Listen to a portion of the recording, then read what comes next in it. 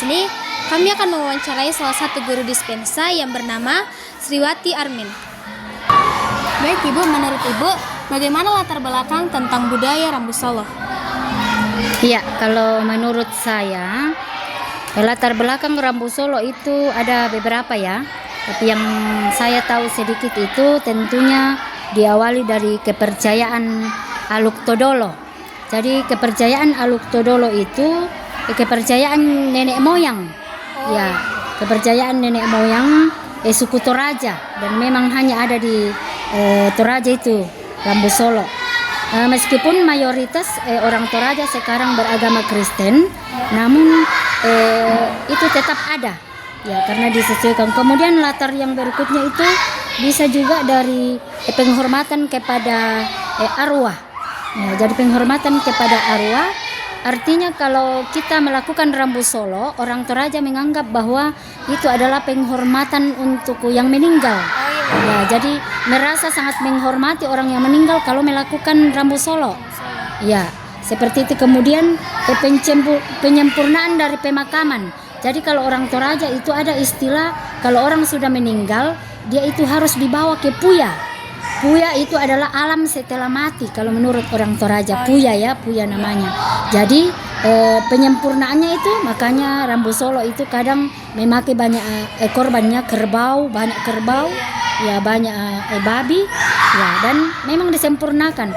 Dan ini Rambu Solo termasuk adat yang paling tinggi, nilainya paling mahal. Ya, mengapa disebut mahal? Karena memang mahal juga dalam hal keuangannya seperti itu. Ya, itu menurut saya kalau tentang latar belakang Rambu Solo. Baik, nomor 2, menurut Ibu bagaimana pandangan masyarakat dulu tentang Rambu Solo? Iya, kalau masyarakat dulu nak, artinya nenek moyang yang dulu-dulu ya, enggak sekarang, memang pandangan mereka terhadap Rambu Solo itu sangat dihormati. Jadi mereka itu sedapat mungkin bisa melaksanakan ritual Rambu Solo ini dengan bagus, sesuai dengan Aluk Todolo. Ya, jadi bisa dikatakan harus sakral ya, karena tidak sembarangan. Ya, jadi Rambu Solo zaman dulu itu harus sakral sesuai dengan adat yang ada, dan masing-masing itu daerah tidak sama. Ya, jadi itu. Jadi pandangan orang dulu itu memang harus sakral dan memang harus sesuai dengan adat yang berlaku di tempat itu. Ya, jadi memang Dulu belum terlalu, tidak boleh kita terlalu banyak mengkritik. Kita harus mendengarkan nenek moyang kita. Jadi apa tuh napokada, kita harus lakukan apa yang dia ultimatum itu harus kita lakukan. Ya, dalam Rambu Solo itu banyak tantangan-tantangan yang tidak boleh kita lakukan, ada yang harus kita lakukan, dan itu kita tidak bisa tolak karena mereka masih memakai adat Aluk Todolo. Ya, seperti itu yang pandangan orang dulu. Baik Ibu, pertanyaan yang ketiga, menurut Ibu bagaimana pandangan masyarakat sekarang terhadap Rambu Solo? Untuk masyarakat yang sekarang ya. Yeah. Jadi menurut saya pandangan masyarakat sekarang tentang Rambu Solo, ya masyarakat sekarang kan sudah modern ya. Jadi sudah tidak terlalu kenang lagi namanya Aluk Todolo. Jadi sudah mengalami pergeseran. Menurut saya pandangannya sudah mengalami pergeseran, apalagi yang anak-anak muda ya, maksudnya orang muda.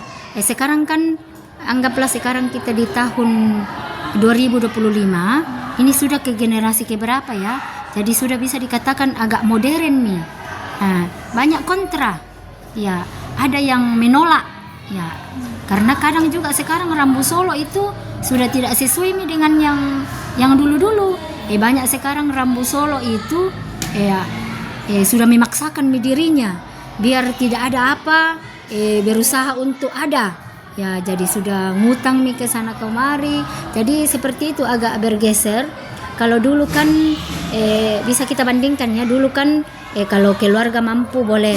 Ya, maksudnya yang mampu boleh melaksanakan adat Rambu Solo semampunya. Sekarang sepertinya sudah tidak seperti itu. Ada yang juga sekarang sudah seolah-olah bahwa mau dilihat orang. Ya, jadi meskipun sebenarnya tidak mampu, berusaha untuk memampukan. Ya, itu pandangan ya menurut saya ya untuk pandangan generasi muda sekarang seperti itu. Baik, yang keempat, seperti apa pandangan iman Kristen menurut Ibu tentang Rambu Solo? Tentang Kristen? Oh iya, iman Kristen ya. Iya, saya kira itu beragam ya. Sebenarnya kompleks dan beragam. Karena kita ini orang Toraja banyak tempatnya macam-macam ya. Sebenarnya banyak sekarang yang menerima dengan penyesuaian ya. Jadi kalau kita bawa ke dalam iman Kristen, ya menerima dengan penyesuaian artinya kita terima adat itu, tetapi kita juga harus tetap ingat bahwa kita adalah orang yang beragama. Nah, sehingga dalam Rambu Solo sekarang tidak pernah berhenti, misalnya ada ibadah ya. Jadi kalau misalnya mereka melaksanakan ibadah Maaf Pamula misalnya, itu adalah ada ibadah di dalamnya. Kemudian pokoknya selalu ada ibadah. Saya kira itu adalah salah satu bagaimana caranya menyesuaikan. Jadi kita tetap percaya bahwa adat itu tidak boleh. Jangan sampai kita juga lupa bahwa kita ini adalah orang yang beragama, apalagi kita sebagai orang Kristennya. Karena dulu Rambu Solo itu kadang dianggap bahwa itu menyembah berhala. Nah, kita sebagai orang Kristen kan tidak boleh menyembah berhala ya. Masa orang mati begitu kita seperti ini, macam kalau sudah ada lagi patung-patung yang dikasih duduk kan seperti itu. Jadi sekarang itu menyesuaikan. Ya, jadi kita sebagai orang Kristen menyesuaikan. Pokoknya kita menjalankan adat rambut tuka dan kita tetap jadikan kita sebagai orang beragama sebagai contoh. Ya, jadi kita ambil sebagai pedoman itu. Jangan sampai adat yang masuk ke agama kita. Tetap kita mengingat bahwa kita adalah orang beragama. Kalau saya lihat seperti itu. Tetapi ada juga ada sebagian sekarang yang tempat lain ya, tapi kita tidak usah ini, tapi biasa ada, kadang ada yang tidak menerima itu. Nah, seperti sekarang kan ada yang siapa namanya itu yang silaga tedong adu kerbau. Ya, itu kan adu kerbau itu kadang mereka sudah pakai uang-uang ya. Judi. Nah, kalau orang beragama kan tidak boleh berjudi ya. Tapi dalam sekarang itu sudah judi. Kalau orang dulu itu tidak, mereka yang kerbau-kerbau keluarga saja yang kita kasih adu-adu dan tidak ada orang main judi. Tapi sekarang orang sudah main judi. Nah, itu dilarang agama sebenarnya. Jadi itu. Jadi tetap kita menyesuaikan. Ya.